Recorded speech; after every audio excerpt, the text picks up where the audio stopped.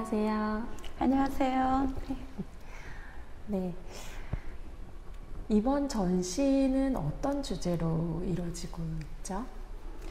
예, 전시 주제를 주의 은혜를 사모하는 엄마새와 아기새로 잡았는데요.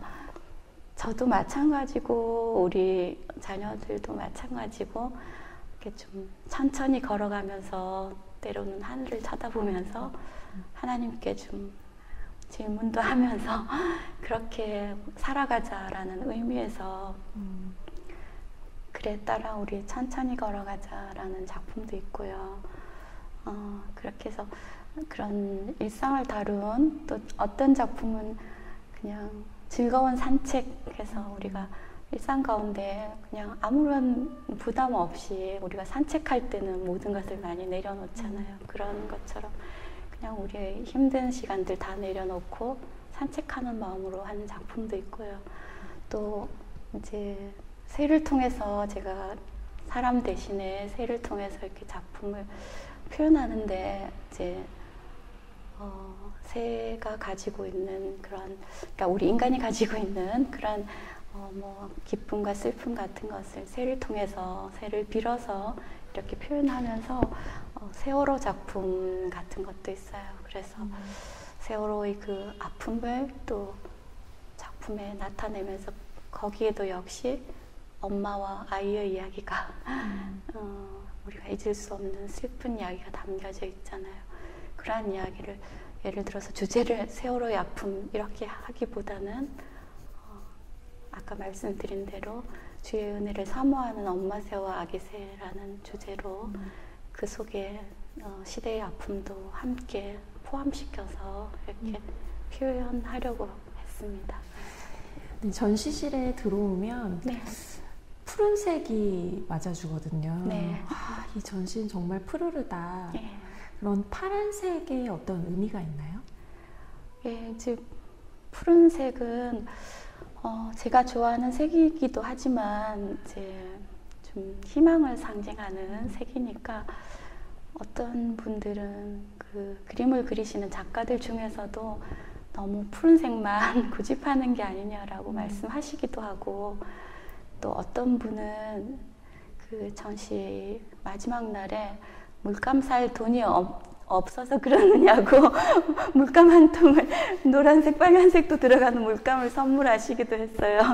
그랬는데 저는 그냥 푸른색을 계속 쓰게 되고, 근데 또 어떤 분은 고맙게도 푸른색이지만 한 가지 푸른색이 아니라 다양한 푸른색을 쓴다고 하면서 그렇게 인옥블루라고 이렇게 명해 주시기도 했어요. 그래서 푸른색 가운데 정말 다양한 수백 가지의 색이 있기 때문에 자세히 들여다보시면 그냥 단순한 한 가지 색이 아니라 여러 가지 색이 들어가고요.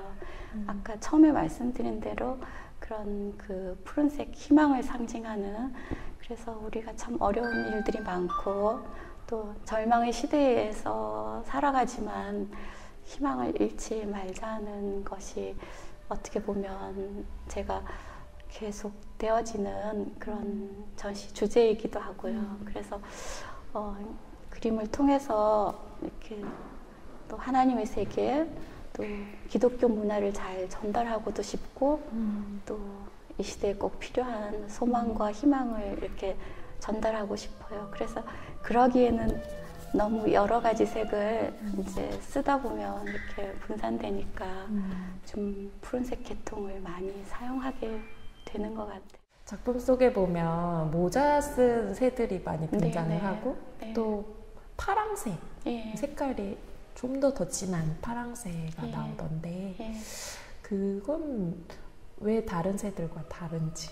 예. 그러니까 몇 년 전에는 그 하얀 새만 주로 그렸어요. 새는 하얗다라는 그 고정관념으로. 그런데 어느 날부터 이제 파랑새가 들어가기 시작했어요. 그래서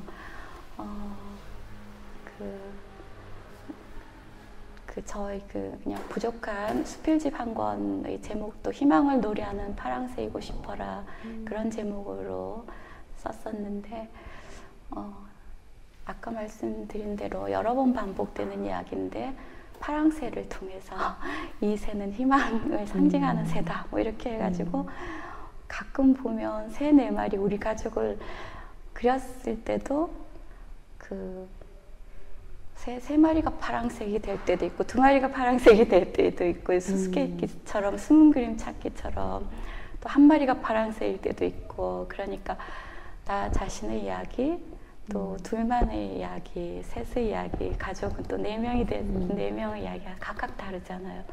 그런 것처럼 그렇게 좀 퍼즐처럼 그렇게 하기도 하고요. 기본적인 색깔은 그냥 희망을 노래하는 파랑새이고 싶어라 그 제목대로 항상 희망을 잃지 말자. 우리 이 어둠의 시대에 힘든 시대에 우리가 놓지 말아야 될 끈은 희망의 끈이다라는 생각을 하고 미술을 하시게 된 배경이 있으셨을 것 같은데 어떻게 시작을 하시게 되셨나요? 예. 어렸을 때는 이제 3가지 꿈이 있었어요.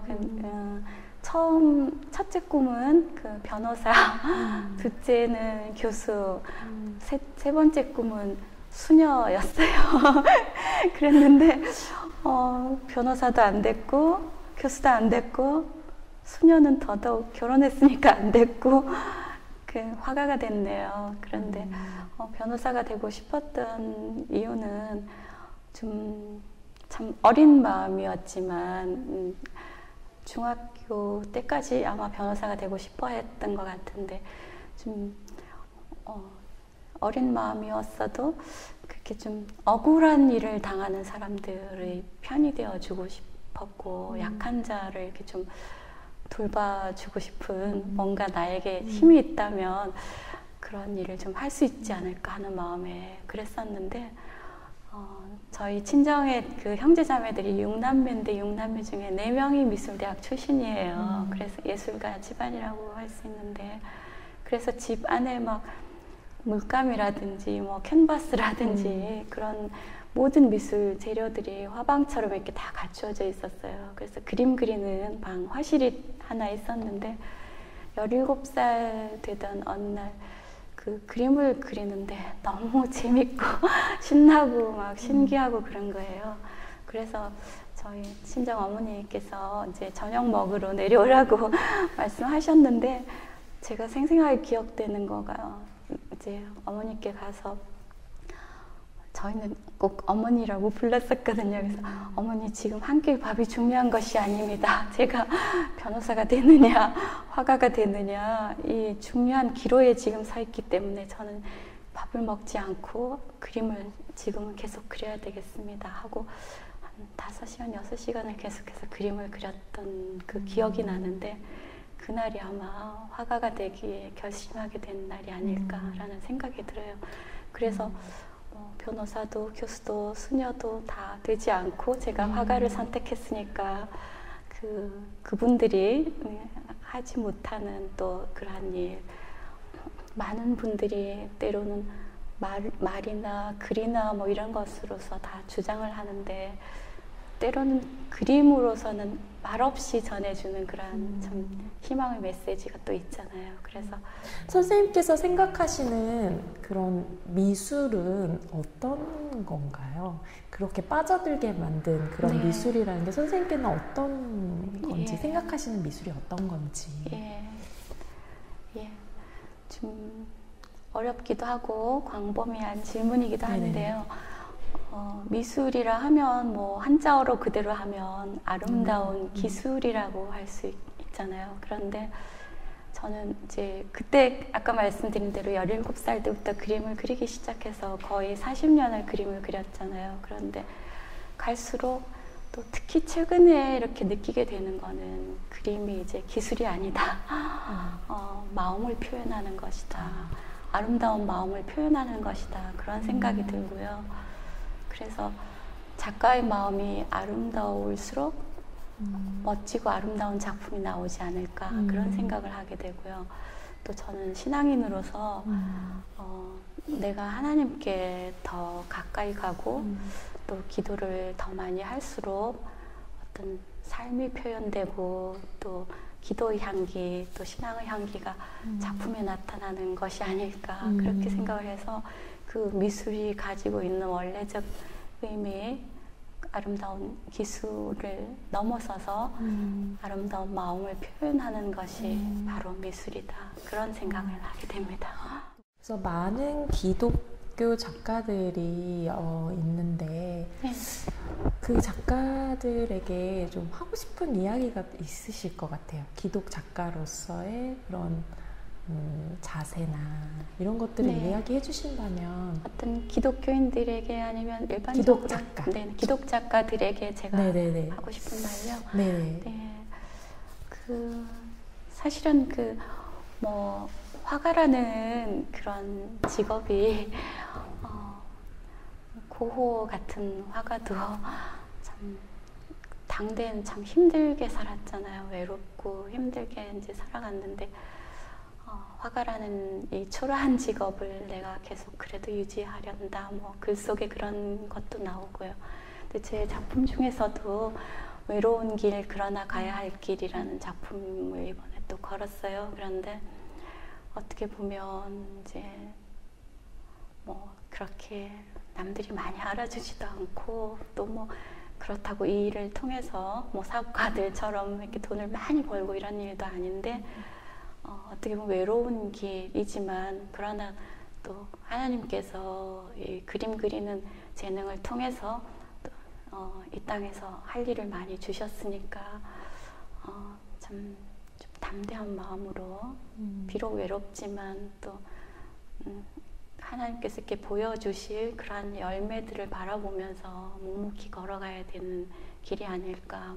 예를 들어서 좀 쉬운 그림, 누구에게 다가가기 좀 쉬운 그림들을 그리면 판매도 더 많이 되고 그럴 수도 있겠지만 저는 이제 독일 유학 갔을 때 이렇게 많은 전시를 보면서 이렇게 그 작가 나름의 독특한 세계가 있어야 된다라는 것을 참 많이 배웠거든요. 그래서 그냥 누가 무엇이라고 말하든 나의 길을 그 어떤 기독 화가로서의 사명을 또 기독 문화를 우리가 이렇게 잘 전달해야 되는 그런 사명감이 분명히 있지 않나라는 생각에서 좀 눈에 보이는 열매보다는 그런 눈에 보이지 않는 열매를 바라보면서 이렇게 열심히 작업해야 되지 않을까 생각하고요. 그런 기독 화가들에게 같은 길을 또 걸어가고 있는 그 화가들에게 우리 같이 열심히 나아가자고 화이팅을 외치고 싶습니다. 네. 기억에 가장 남는 일, 또 가장 행복했던 일들이 좀 있으셨어요? 글쎄요, 성경 말씀에도 보면 항상 기뻐하라, 범사에 감사하라 이런 구절이 있는데 그 구절이 굉장히 힘들게 다가올 때가 많아요. 어떻게 사람이 항상 기뻐할 수가 있을까? 그런데 전 또 아이를 키우는 엄마로서 아이들이 이렇게 잘 될 때가 가장 기쁨의 순간이 아닐까 이제 그런 생각을 해요. 그래서 4년 전 그때 우리 큰 딸이 이제 미국 대학에 이렇게 합격했을 때 그 소식을 딱 들었을 때 제가 공중 점프를 하지 않았나 그런 생각이 들고요. 또 이제 방학 때 평소에는 못 보지만 방학 때 이제 한국 와서 가족 4명밖에 안 되지만 우리 가족이 이렇게 함께 모여서 그동안 또 하나님께서 보여주셨던 일을 나누며 이렇게 담소하며 그렇게 지내는 그러한 시간이 가장 행복했던 떠오르는 일인 것 같고요. 또 이제 작품을 제가 이렇게 꾸준히 하지만 어떤 메시지를 전달할 수 있을까 그런 생각이 드는데 가끔 제 마음이 그렇게 평안하지 않을 때 그린 작품을 통해서도 보는 관객들이 굉장히 마음이 평안해집니다. 위로를 받습니다. 이런 소리를 들을 때 또 굉장히 보람이 있고 행복해지는 것 같아요. 그리고 이제 또 교회 봉사로 치자면